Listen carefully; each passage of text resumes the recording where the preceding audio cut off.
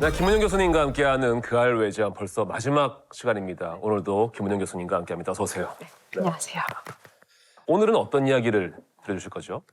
오늘은 지금까지 이제 제가 법의학을 하면서 꼭 한번 얘기하고 싶은 주제가 있었거든요. 네. 이제 바로 사망 진단과 보험과 관련된 문제입니다. 보험. 네. 예전에 그알잘 나오셨을 때도 네. 이 보험에 대해 얘기 꼭 하고 싶다라고 그렇죠. 하셨는데 오늘 드디어 그 얘기를 네. 하는 거네요.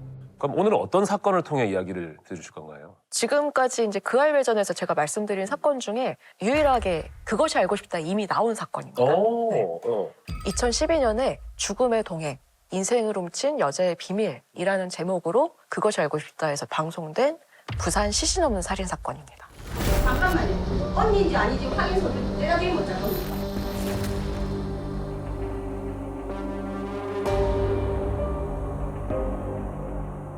야, 부산 시신 없는 살인 사건은 뭐 그것이 알고 싶다뿐만이 아니라 다른 매체에서도 많이 소개됐었고 특히 영화 화차의 그렇죠. 모티브가 된 사건으로 꽤 많이 알려져 있잖아요. 네. 법의학계에서도 이제 사망 진단의 중요성을 얘기할 때 이제 좋은 사례가 되어서 저도 이제 강의할 때 많이 소개하는 사건입니다. 그래요. 많이들 들어보셨겠지만 또 구체적으로 어떤 일이 있었는지 잘 모르실 수도 있을 것 같아요. 그래서 부산 시신 없는 살인 사건 어떤 사건인지 설명 좀 해주시죠. 네.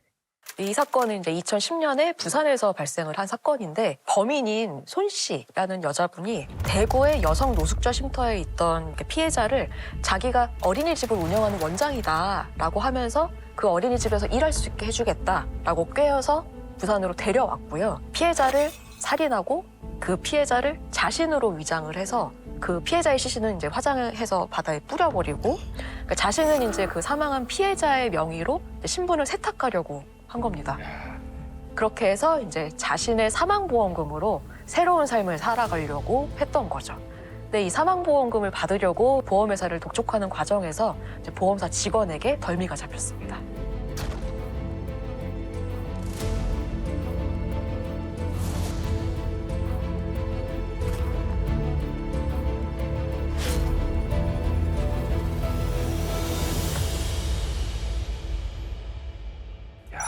참 어떻게 그런 생각할 수 있을지 되게 좀 끔찍한 사건인데 근데 지금까지 교수님과 함께 사망 진단 과정의 문제점에 대해 얘기를 했잖아요. 그럼 오늘 이 부산 시신 없는 살인 사건 네. 그 관점으로 볼 때 어떤 이야기를 하실 수 있는 거예요?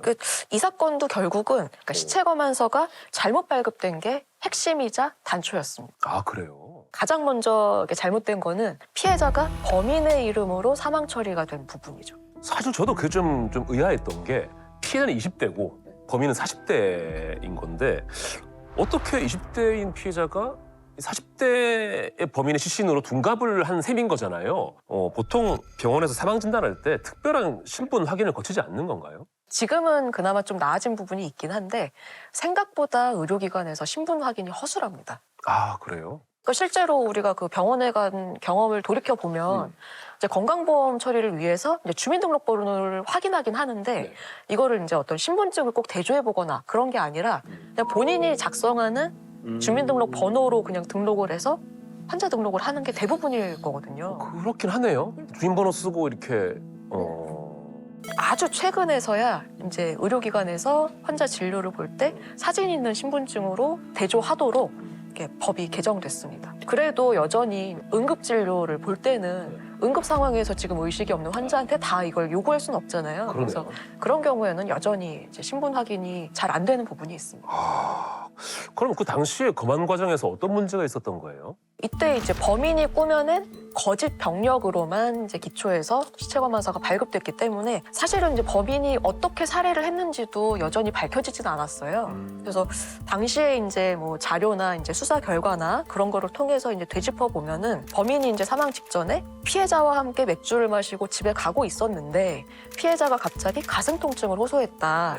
그래서 이제 곧바로 병원으로 이동했는데 처음에는 병원에 이동된 다음에도 이제 의식이 있어서 대화를 나눌 수 있었는데 곧 의식을 잃고 사망했다라고 이제 진술을 했다고 합니다. 네. 거기까지 들었을 때 뭐 특별히 이상하다라고 느껴지지는 않거든요. 그럴 수도 있지 않나라는 생각은 좀 들어요. 그때 이제 응급실에 실려온 피해자의 상태를 당시에 진료했던 의사의 진술을 토대로 좀 인체도에 표현을 해봤는데요. 네네. 한번 같이 보시면 네네네. 어이?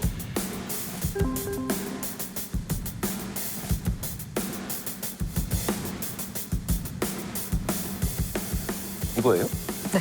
근데 이상한 부분이 있으신가요? 제가 이제 몇 번 봤잖아요. 이제 지금 세 번째 하면서. 근데 이번 인체도는 아무런 문제가 없어 보이는데요. 네, 맞습니다. 별다른 특징이 없어요, 사실. 그렇죠. 네. 그냥 인체도인데요. 네. 그래서 그때 이제 의사가 어떻게 진술을 했는지 살펴보면은 그러니까 피해자가 호흡과 심장 박동이 없었고 동공이 확대되어 있고 그리고 심폐소생술을 시작했을 당시에 이미 얼굴이나 뭐 손끝이나 발끝에 청색증이 있었다.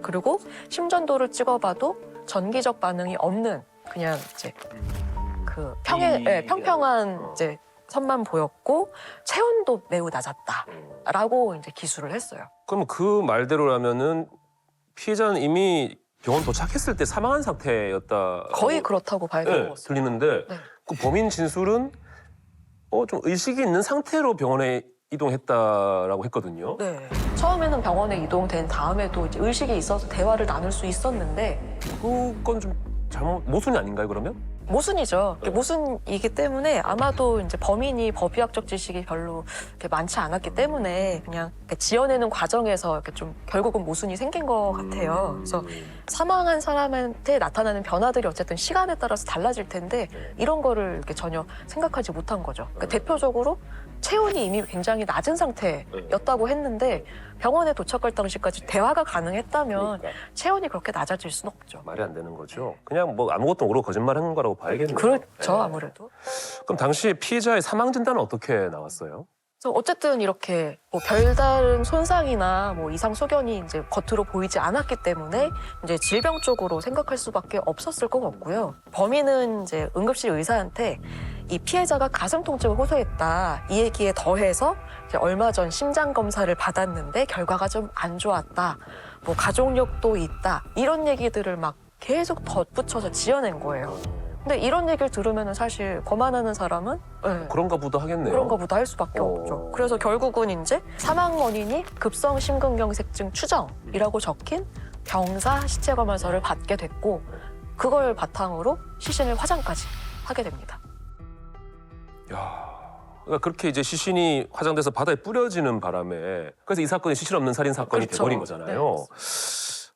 근데 그러면 혹시 지금이라도 응급실 도착했을 당시 그 피해자 상태를 가지고 이 범인이 피해자를 어떤 방식으로 살해했을지 추정해 볼 수 있을까요? 그게 사실 이제 겉모습으로는 지금 사망 원인도 그렇고 그렇죠. 살해 방법도 당연히 알 수가 없는 상황이거든요. 그래서 근데 경찰이 수사하는 과정에서 이 범인이 피해자가 사망하기 전에 집에서 인터넷으로 메소밀, 그라목손 이런 거를 검색한 흔적이 발견됐어요. 그게 약간 독극물 같은 농약입니다. 농약 그죠? 네. 맞아. 네. 검색을 했었다. 네. 그 정도밖에 없는 거네요. 그 정도밖에 없습니다. 만약에 실제로 그런 독극물이나 농약을 가지고 이제 살해를 했다면 이런 부분 때문에 중독사가 무서운 거죠. 겉으로 봐서는 전혀 알 수가 없으니까요. 그거 만약에 농약을 썼다 그러면은 겉으로 드러난 게 없어요? 그렇죠. 그래서 이제 그 수사 결과를 토대로 이제 아마도 범인이 피해자를 그런 농약으로 이제 살해했을 거다라는 가정을 하고 이제 얘기를 해보면 메소밀이나 그라목손을 검색했다고 했잖아요. 이 두 가지 물질 모두 인체 독성이 지나치게 높아서 지금으로부터 한 10년 전부터 판매가 금지된 농약들입니다. 근데 그 사건 당시에는 이제 어쨌든 정상적으로 구매를 할 수 있는 그러네요. 상황이었고요. 근데 그라목손의 경우에는 이제 파라카트라는 성분이 들어있는데 이거는 그나마 이제 파란색 색소를 넣어서 팔고 있었기 때문에 그 색소 때문에 어딘가에 섞으면 티가 조금 날 수밖에 없는데 메소밀의 경우에는 무색무취의 그냥 정말 투명한 액체였거든요. 그래서 이거는 정말 어디 섞으면은 전혀 티가 안 납니다. 알 수가 없겠네요. 네, 뭐 음식물이나 음료에 섞어버리면은 먹는 사람은 전혀 알 수가 없어요. 그 가능성이 좀 크다고 봐야겠네요. 아무래도 그렇죠. 아니 근데 이렇게 거만이는 이 사람이 범인인지 몰랐겠지만 뭐 유족이나 지인이 말해주는 이 병력이 이렇게 기록이나 그런 거 보지도 않고 그 말만으로 그렇게 쓸 수가 있는 거예요? 굉장히 의존을 많이 할 수밖에 없습니다. 그래요? 사실은 이제 거만을 할 때 이제 가장 중요한 단서 중에 하나가 이제 병력이기도 하고, 근데 물론 이제 이 사건처럼 20대 여성이 급성 심근경색증으로 사망한다? 이게 굉장히 드문 일이긴 하거든요. 만약에 이제 이 의사가 사망한 사람이 20대 여성인 걸 알고 있었다. 그랬다면은 이제 그 병력만 듣고 급성 심근경색증을 진단해주면 안 되겠지만 이때는 사실 사망한 사람이 40대 여성이라고 생각을 했을 테니까 뭐 눈으로 보기엔 좀 젊어 보일 수는 있었겠죠. 근데 40대 여성이 급성 심근경색증으로 사망했다? 뭐 그럴 수도 있지 하고 써줄 수는 있죠. 야, 아니, 근데 범죄를 보면 좀 가까운 사람이 범인인 경우도 꽤 많은데 그냥 지인이나 유족이 그런 말을 한다고 그 말 그대로 믿는 것 자체는 문제인 것 같거든요. 최소한 뭐 병력 기록이라도 받아보거나 해야 절차가 필요한 거 아니에요? 그 참 그러면 좋을 것 같은데 이게 현실적으로는 이제 대부분 유족이나 이제 지인의 진술에 의존할 수밖에 없는 상황입니다. 그래요? 네, 그러니까 이 의무 기록 자체가 굉장히 중요한 개인 정보라서 함부로 공유할 수는 없거든요. 하물며 이제 의료기관 사이에서라도 본인이나 직계 가족의 요청 없이는 함부로 공유할 수가 없습니다. 최근에는 이제 의료법이 개정이 되면서 그러니까 미리 약속을 한 의료기관 사이에는 뭐 좀 공유할 수 있는 길이 열리긴 했는데 그렇다고 해도 여전히 한 10% 정도밖에 참여를 안 하고 있어서 대부분의 의료 기록은 공유할 수가 없습니다. 야, 이거 좀 문제네요. 야, 지금 같은 상황에서는 그냥 같이 온 사람 말만 믿고 그렇게 한다는 거는 좀 위험한데요. 예.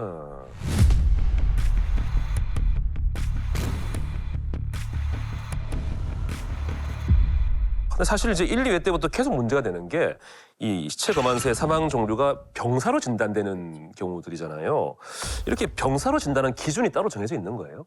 일반적으로 이제 사망자가 사망하게 된 과정이 질병으로 시작되어서 그 과정에서 특별한 사정이 없다면 뭐 병사로 진단하는 게 자연스럽긴 합니다. 근데 이런 판단을 의사 개인한테 전적으로 맡겨놓고 있고 이런 판단을 이렇게 보조하거나 좀 검토해 줄 수 있는 제도가 지금은 전혀 없습니다. 그러니까 외인사나 기타 및 불상으로 표기가 된다. 이 경우에는 이제 경찰 조사가 이루어지면서 여러 가지 정보가 보완될 수 있겠지만 병사는 이런 조사도 없이 곧바로 화장할 수 있는 제도이기 때문에 암수범죄가 될 가능성이 굉장히 높죠. 야, 이 지금 교수님께서 그 알외전 통틀어서 이게 계속 병사에 대해서 언급을 되게 많이 하시잖아요. 보통 우리가 뭐 그 알에서도 그렇고 병사를 얘기할 일이 잘 없거든요. 이번 이 시리즈에서는 좀 병사를 계속해서 말씀하시는 좀 이유가 있는 것 같네요. 실제로 그러니까 사망 진단을 할 때 정말 신중하게 표기해야 되는 게 오히려 병사인 거죠. 그러네요. 그런데 이제 부산의 시신 없는 살인 사건과 굉장히 유사한 사건이 또 있었습니다. 이 사건은 마찬가지로 수억 원대의 보험금을 노리고 사람을 살해한 사건이었는데 시신이 없어서 이제 부검을 못해서 결국은 완전 범죄가 될 뻔한 사건이었어요. 근데 심지어 이 사건은 연쇄살인이었습니다. 연쇄살인. 근데 다행히 마지막에 한 시신이 매장이 되어 있었어요. 매장이 돼 있었어. 네. 그래서 그 시신을 파묘해서 부검해서 사망 원인을 확인할 수 있었죠. 아니 이게 법의학자분들 얘기하면은 은근히 파묘를 많이 하더라고요. 아니 뭐 흔치는 않겠지만 그렇죠. 파묘해서 부검해서 뭔가 진실을 밝히는 경우들이 종종 있던데 이 사건도 그러면은 연쇄 사건인데 다행히 한 시신이 매장이 돼 있었던 거예요. 네. 어떤 사건이죠? 그 포천 농약 연쇄살인 사건.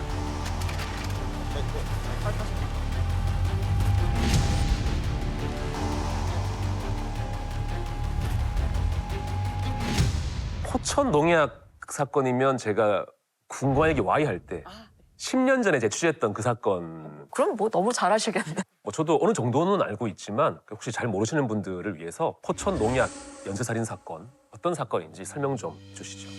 네, 이 사건은 이제 2014년에 경기도 포천에서 있었던 사건인데요. 남편도 희귀 폐질환으로 잃고 시어머니도 희귀 폐질환으로 떠나보냈고 딸까지 비슷한 질환으로 병원에 입원해 있는 어떤 한 여인이 있었어요. 노 씨라고 하는 여인이 있었습니다.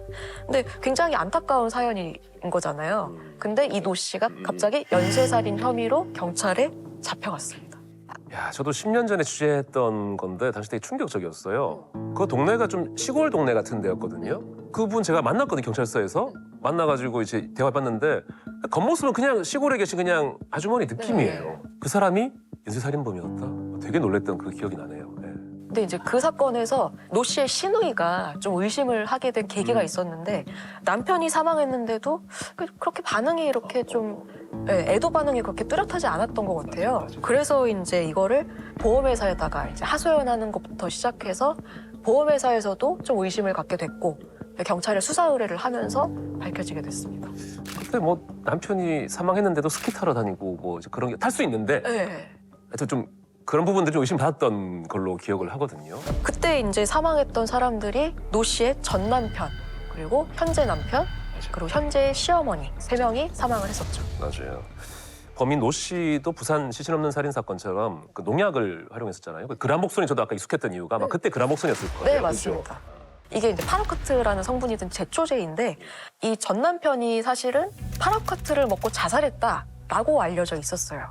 네, 근데 이제 알고 보니까 자살이 아니라 이 노 씨가 음료수에다가 파라카트를 타서 먹인 살인이었던 거고, 그 현재 남편과 현재 시어머니 이 두 분 다 이제 희귀 폐질환으로 사망한 걸로 알고 있었지만 그 폐질환도 파라카트 중독과 같은 증상이었습니다. 맞아요. 그게 음료에 타기도 했고 좀 놀라웠던 게 농약 그거를 양념장처럼 만들어가지고 그쵸 찌개 끓일 때 조금씩 넣어가지고 서서히 죽인 거잖아요. 서서히.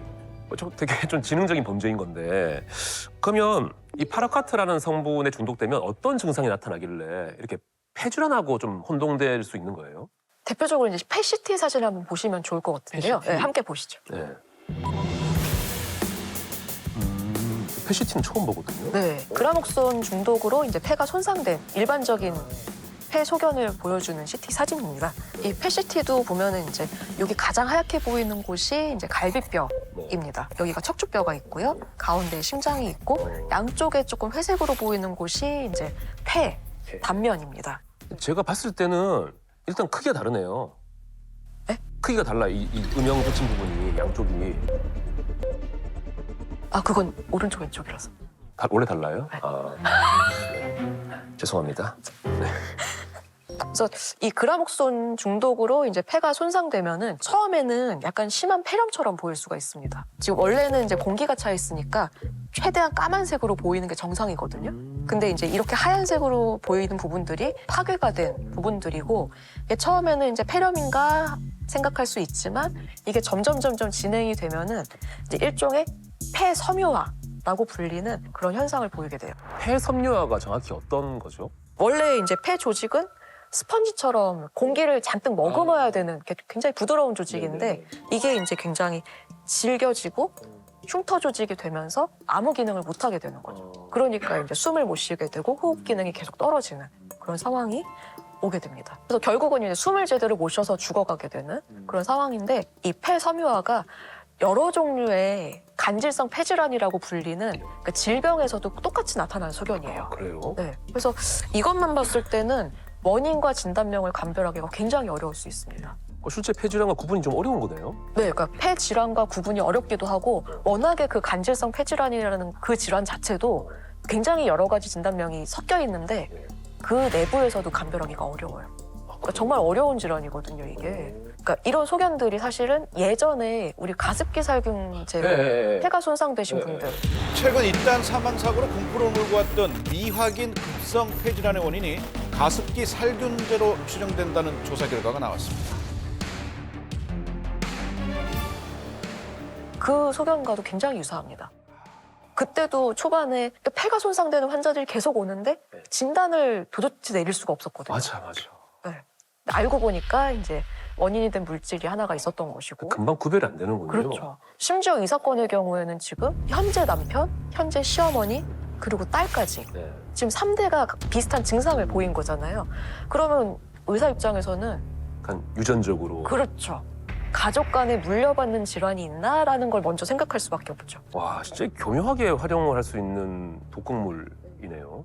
근데 이제 이게 독극물에 의한 중독인 건지 진짜 폐질환인 건지 의사들도 봤을 때 구분이 힘든 건데 어쨌든 경찰이 뭔가 좀 의심스러운 마음을 가지고 부검을 의뢰했던 거잖아요.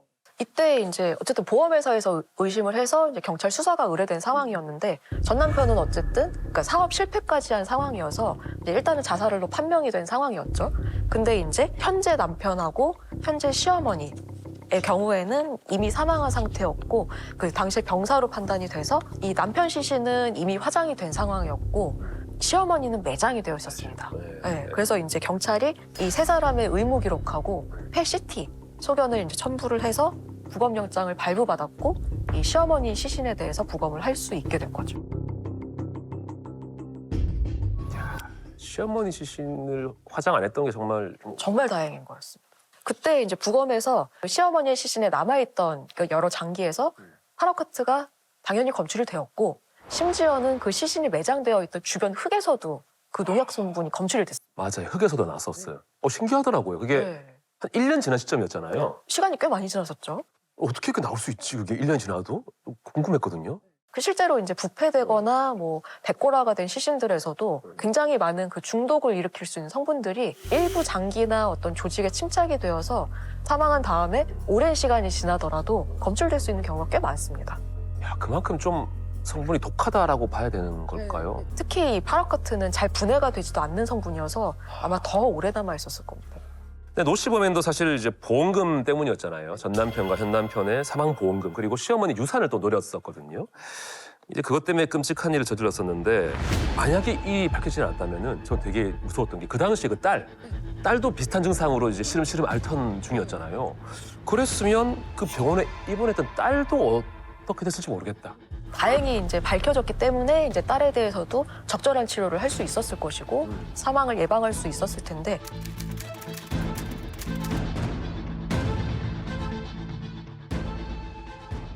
그러니까 이 사건 같은 경우에는 이제 사망 진단 과정에서 어떤 오류가 있었다던가 뭐 시체 검안서가 뭐 허위로 작성됐다던가 그런 건 아니었지만 어쨌든 이 독극물 중독으로 인한 사망이 병사로 오인이 됐기 때문에 그렇게 발급된 시체 검안서 때문에 완전 범죄가 될 뻔했던 거죠.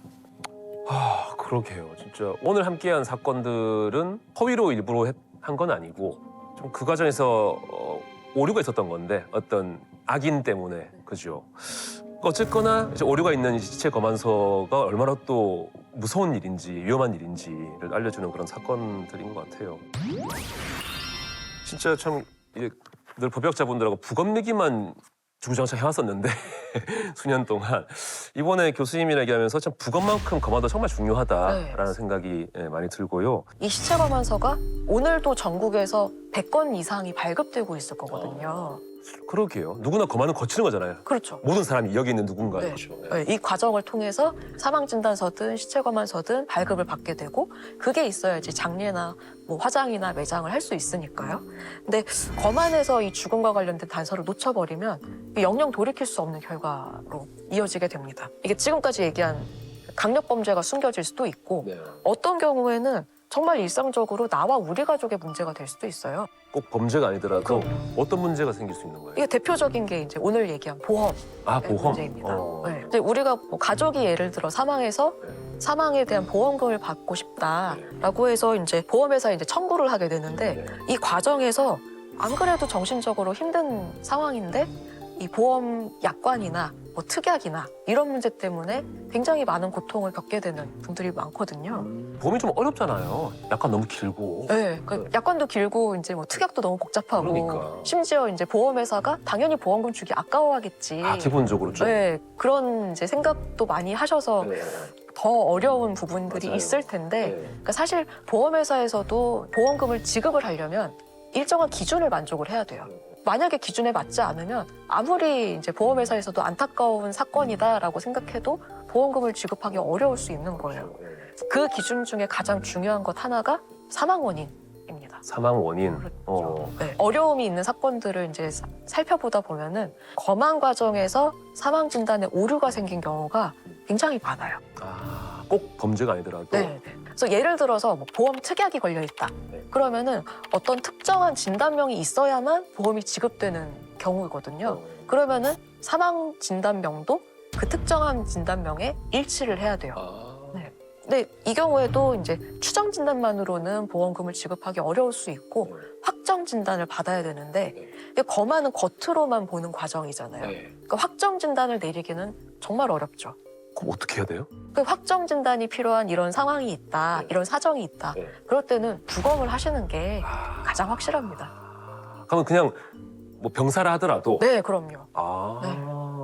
범죄가 의심스러워서가 아니라 병사인 것 같은데 정확한 진단명을 확인하고 싶을 때는 부검을 해야 된다는 거네요. 그거를 그냥 넘어갔을 경우에 그다음 남은 사람들이 힘들 수 있다는 거잖아요. 너무 힘들어집니다. 사실 보험금이라는 거는 남은 사람 살아가기 또 필요한 과정인데 아, 되게 중요한 말씀 같아요. 이제 보험은 진짜 어렵기도 하고 확실히 해놓는 게.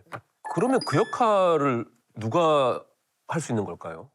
사실 우리나라 제도에서는 그 역할을 할 수 있는 사람이 딱히 이렇게 정해져 있지는 않아요. 근데 어쨌든 모든 시신은 검안을 해야 한다고 말씀드렸다시피 검안 과정에서 사실은 그런 문제들을 조금 더 살펴보고 얘기해 줄 수 있는 과정이 추가되면 얼마나 좋을까라고 생각을 합니다. 그러네요. 저도 이제 그 법의학자분들 보면은 부검할 때 단지 이제 부검만 하는 게 아니라 유족한테 그런 좀 조언을 해드리더라고요. 그렇죠. 네. 그렇죠. 마찬가지로 이제 검안할 때도 그렇게 유족한테 어느 정도의 상담을 해줄 수 있는 과정이 그렇죠. 추가되면 의사니까. 네, 그럼요. 이런 경우에는 부검을 해서 이렇게 좀 더 확인하십시오라든지 네. 그런 걸 좀 하실 수 있겠네요, 검안이가. 그런 역할도 할 수 있었으면 좋겠습니다. 아, 그러네요. 들을수록 진짜 검안하시는 분들의 역할이 정말 중요하다는 생각이 들고 맨 첫 시간 말씀하셨던 그 국가고시에다가 딱 한 문제, 네, 딱 한 문제. 한 문제. 이거 캠페인 해야 될 것 같아요. 한 문제. 딱 한 문제 캠페인 한번 해야 될 것 같아요. 저희가 이제 세 번의 시간을 통해서 교수님이랑 되게 뜻깊은 이야기들을 나눴어요. 정말 법의학자분과 저희가 많은 컨텐츠를 진행했지만 또 그동안 했던 얘기랑은 또 비슷하지만 또 다른 얘기들을 했던 것 같고 중요한 얘기를 했던 것 같은데 교수님은 이제 그 관련 촬영 어떠셨나요? 저는 이제 항상 마음에만 품고 있던 얘기들을 공개적으로 해볼 수 있어서 저는 너무너무 소중한 시간이었고요. 사실은 제가 했던 얘기들이 제가 처음 하는 얘기들은 아니에요. 이미 이제 선배님들이 다 이렇게 조금씩 해보셨던 얘기들인데 이렇게 또 집중적으로 할 수 있는 시간을 마련해 주셔서 너무너무 감사했습니다. 네. 참 이번 그알외저는 좀 많은 분들이 보면 좋겠어요. 네. 중요한 얘기니만큼. 그럼 김은영 교수님과 함께하는 그알외저 오늘이 마지막 시간이었고요. 그동안 함께해 주신 그알이 여러분께 진심으로 감사드립니다. 감사합니다.